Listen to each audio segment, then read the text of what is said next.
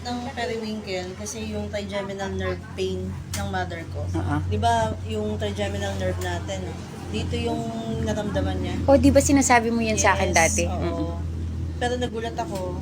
Basta siya, ang tapang na kasi uminom eh. Dala, pero may antioxidant pa din siya. Yes, ang kinagandahan ng periwinkle, yung periwinkle itself is has got anti-cancer properties. And then yung granada.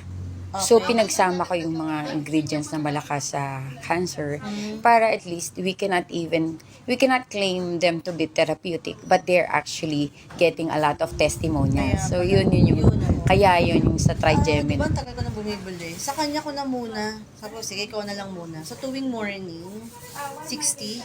Pinadagdagan ko eh. Hindi ako 60 eh. Para talagang...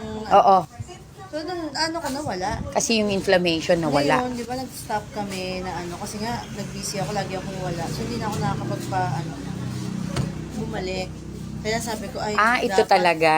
Oo. So hindi yung kasi siguro may antioxidant siya. Yes. So hindi ko yan, sabi ko sige bibili ako ulit. Kaya lang dadagdagan ko because of my breast din na may Bukol. kasi ako dati. Yeah, nawala So, din. parang, actually siya, fibrocystic. So medyo marami siya.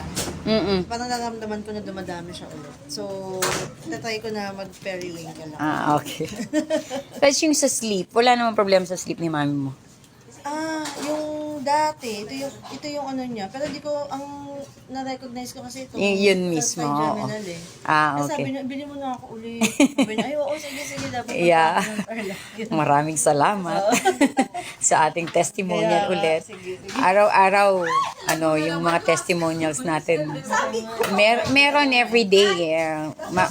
Marami naman. Hindi ko lang napopost kasi nakakalimutan na yung iba kapag busy. Pag halimbawang Thank you, Rufa. Bye-bye. Thank you. Si Rufa po ay ating reseller sa Manila. Ayan. Thank you. Thank you.